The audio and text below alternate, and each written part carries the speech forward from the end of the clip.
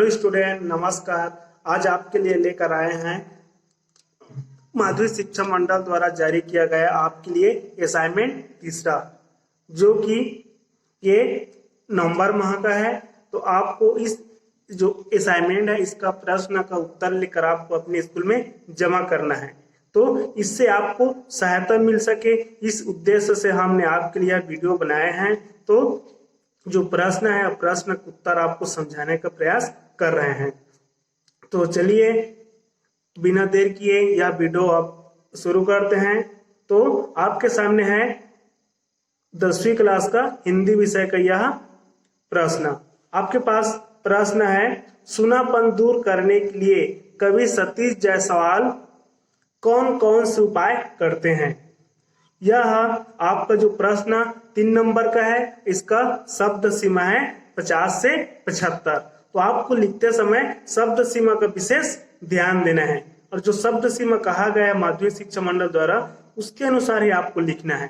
तो चलिए इसका उत्तर आपको समझाने का प्रयास कर रहे हैं। तो इसका उत्तर है, सूनापन दूर करने के लिए कवि सतीश जायसवाल उपाय करते हैं कि जैसे किसी भीड़ भाड़ मेले से लौटते हुए व्यक्ति के मन में उसकी रंग बिरंगी स्मृतियां और उल्लास होता है, और जब वह लौट कर आता है तो स्वयं को थका हुआ वह अकेला पाता है। ठीक वैसे ही उसे अपना घर और सूना लगने लगता है। घर का सन्नाटा उसे कचोटता है और अपने स्वाधीनता की पीड़ा को और अधिक महसूस करने लगता है। आईने में अपनी प्रतिछाया को देखकर चिड़िया बार बार आईने के पास आती है, जिससे घर में व्याप्त सन्नाटा उनकी चहचहाहट से दूर होता है। दाना चुग कर वह बाहर से नहीं लौटती, भीतर तक आती है, जिससे व्यक्ति की अकेलापन दूर होता है। तो यहाँ पर जो सतीश जायसवाल जी हैं, उन्होंने किस प्रकार घर अकेले रहने पर महसूस होता है और उसको कैसे दूर किया जाता है, इसके बारे में आपको बताया गया है। उसके बाद है दूसरा प्रश्न आपके सामने है, मनुष्य का संपूर्ण चिंता दर्शन और राग विराग लोक कला में सन्निहित क्यों है। ये प्रश्न है आपका 3 नंबर का, इसका भी शब्द सीमा है 50 से 75। तो इतने शब्द सीमा में आपको लिखना है। इसका उत्तर है, इस पृथ्वी पर मनुष्य सबसे पहले आया, इसे वेदों से भी प्राचीन माना गया है, इसलिए लोक मानव ने इस पृथ्वी से माता पुत्र का संबंध स्थापित किया है।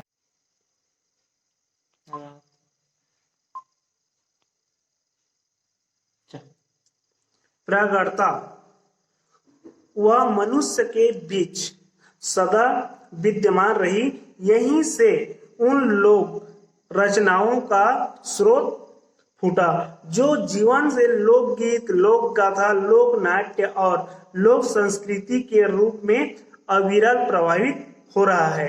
इसलिए मनुष्य का संपूर्ण चिंतन दर्शन और राग विराग लोक कला में सन्निहित माना जाता है। इस प्रकार से जो लोक कला है, लोक साहित्य है, यह मानव समाज में महत्वपूर्ण स्थान रखता है। इसके बाद है आपके सामने तीसरा प्रश्न, आदिवासी जीवन सरल निर्भीक प्रकृति के अमर शहीद और वीर नारायण सिंह पाठ से आधारित आपको लिखना है कि आदिवासी का जीवन किस प्रकार से होता है। इसके बारे में आपको जो वीर नारायण पाठ है इसके जो दिया गया है उसके अनुसार आपको लिखना है। तो चलिए इसका उत्तर आपको समझाने का प्रयास कर रहे हैं। तो इसका उत्तर है, आदिवासी जीवन सरल निर्भीक और प्रकृति के सबसे करीब है। इस संदर्भ में उनके गुणों के निम्नलिखित 4 उदाहरण इस प्रकार से हैं। इसका पहला है सरल स्वभाव। जो आदिवासी लोग होते हैं उनका स्वभाव सरल व सीधे होते हैं। आदिवासी निर्भीक होकर जंगल में अकेले रहते हैं। इसके बाद है दूसरा, संतुष्ट जीवनयापन। जो आदिवासी होते हैं प्रकृति के करीब होते हैं, अर्थात जंगल में ही उसे करना है। वहीं जंगल से उन्हें फल फूल और उसके बाद कंद मूल व जड़ी बूटियां मिलते हैं, जिससे उपयोग में वे उसे बेचकर अपना जीवन निर्वाह करते हैं व पैसों जुटाते हैं, जिससे कि वो अपना परिवार का पालन पोषण कर सके। उसके बाद है तीसरा बिंदु, निर्भीक निडर रहना। आदिवासियों का एक स्वभाव होता है कि वह निर्भीक, वह कहीं पर डरता नहीं है। आदिवासियों को जंगल में रहने वाले जीव जंतुओं से लगाव रहता है, वह उनसे प्रेम करते हैं और निर्भीक भाव से वह रहते हैं। उसके बाद है तीसरा, अधिकार के लिए लड़ना। आदिवासी अपने अधिकार के लिए लड़ना जानते हैं। ये उसके बाद यदि वो उनका अधिकार कोई छीनता है या उन पर शोषण करता है तो वे शांत नहीं बैठते हैं, उनका खिलाफ आवाज उठाते हैं। अपने जमीन जंगल के रक्षा के लिए अपना बलिदान देना जानते हैं। जिस प्रकार शहीद वीर नारायण के साथ जो हजारों आदिवासी अपने बलिदान देकर अपने अधिकार की रक्षा करने का प्रयास किया। इसके बाद है आपके चौथा प्रश्न। चौथा प्रश्न में आपको 2 प्रश्न डाल दिया है और दोनों प्रश्न 2+2 मतलब 4 नंबर का है। इसका शब्द सीमा है दोनों प्रश्न मिलाकर 75 से सब शब्द में आपको देना है। तो पहला प्रश्न है, छत्तीसगढ़ी लोकगीत को अन्य भारतीय लोकगीतों से विशिष्ट क्यों माना जाता है? इसका दूसरा प्रश्न रखा है, माखन व्यापारी के गोदाम से अनाज को लूटने के पीछे जमींदार का क्या उद्देश्य था? दोनों का आपको अलग अलग उत्तर लिखना है। तो चलिए पहला है का छत्तीसगढ़ी लोकगीत को अन्य भारतीय लोकगीतों से अधिक विशिष्ट इसलिए माना जाता है क्योंकि इसमें धुनों की विविधता, ददरिया, सुआ, गौरा, भोजली, जवारा, विवाह आदि भजन इसके प्रमुख लोकगीत हैं। उसके बाद एक खा, जो खा प्रश्न का उत्तर है, माखन व्यापारी के गोदाम से अनाज को लूटने के पीछे जमींदार का उद्देश्य लोक कल्याणकारी था। सन 1856 में छत्तीसगढ़ में सूखा पड़ा, जिससे लोग दाने दाने के लिए तरसने लगे। माखन व्यापारी के पास अन्न का विशाल भंडार था। वीर नारायण को यह उचित नहीं लगा कि जनता भूख मरे और व्यापारी जो भंडारों का अनाज जमा करते रहे। अतः उन्होंने भंडारों के ताले तोड़कर उतना अनाज निकाले जो भूखे किसानों के लिए आवश्यकता था। अर्थात जो वीर नारायण सिंह को अच्छा नहीं लगा कि उनकी जनता भूखा मर रहा है और किसी व्यापारी के पास उनके गोदाम में अनाज पड़ा हुआ है, इसलिए लोक कल्याण के लिए उन्होंने माखन व्यापारी के अनाज को लूटा। इसके बाद है पांचवा प्रश्न। पांचवा प्रश्न क्या है, निम्नलिखित विषयों में से किसी एक विषय पर आपका निबंध लिखना है। यह निबंध 200 से 250 शब्द में आपको लिखना है। यहाँ पर 2 विषय दिया हुआ है, इन दोनों में से किसी एक पर लिखना है। एक है कोरोना वायरस, एक महामारी जो अभी चल रही कोविड-19, जिसके चलते स्कूल नहीं खुल पा रहा है, जिससे कि सभी वर्ग प्रभावित हैं। दूसरा सब्जेक्ट है आपका पर्यावरण और हमारा दायित्व। तो आपको पर्यावरण के बारे में लिखना है और उसके पर्यावरण के प्रति हमारा क्या दायित्व है, जिससे कि हम पर्यावरण को बचा सके, जिससे पर्यावरण का हम रक्षा कर सके, इसके बारे में आपको विस्तार से लिखना है। यह जो निबंध है आपका 6 नंबर का है।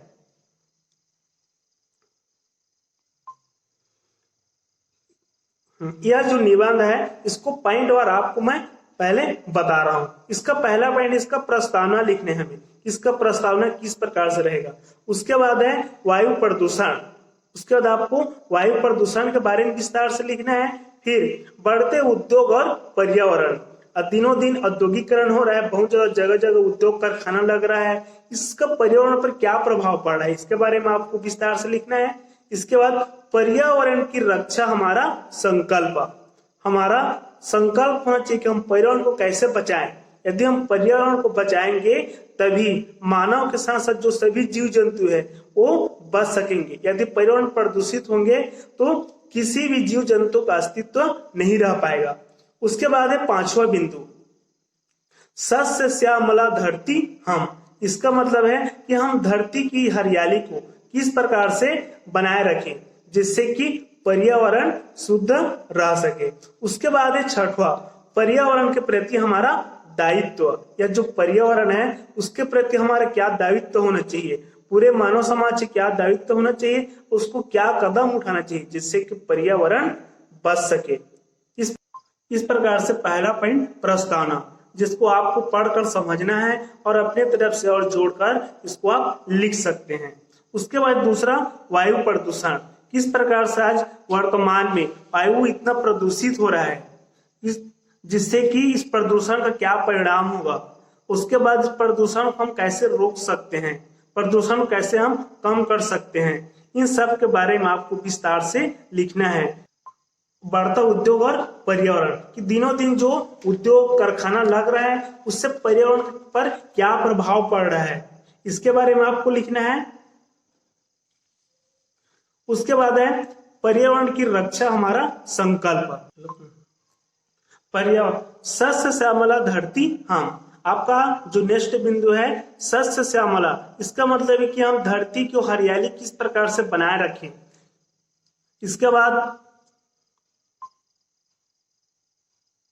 पर्यावरण के प्रति हमारा दायित्व, कि पर्यावरण के प्रति हमारा क्या दायित्व है जिसको हम निभाएंगे जिससे कि पर्यावरण का रक्षा हो सके, पर्यावरण को हम बचा सके। इस प्रकार से आपके लिए जो 10वीं क्लास का हिंदी विषय का जो शिक्षा मंडल द्वारा असाइनमेंट का जो प्रश्न जारी किया है, इसका प्रश्न आपको समझाने का प्रयास किए हैं। आपको हमारा यह वीडियो कैसा लगा आप हमें कमेंट करके बताइए। आपके लिए हम इतना मेहनत करके वीडियो बना रहे हैं, तो आप हमारे चैनल को सब्सक्राइब कर दीजिए। सब्सक्राइब करेंगे तो आपको ना तो पैसा लगेगा ना तो कुछ लगेगा, केवल जो सब्सक्राइब बटन उसको आप टच कर दीजिए, सब्सक्राइब हो जाएगा। और यदि अच्छा लगेगा तो लाइक और शेयर करना ना भूलें और बेल आइकन के बटन को दबा दीजिए ताकि जो नेक्स्ट वीडियो डालेंगे उसका आपको नोटिफिकेशन मिल सके। तब तक के लिए जय हिंद, नेक्स्ट वीडियो में फिर मिलते हैं।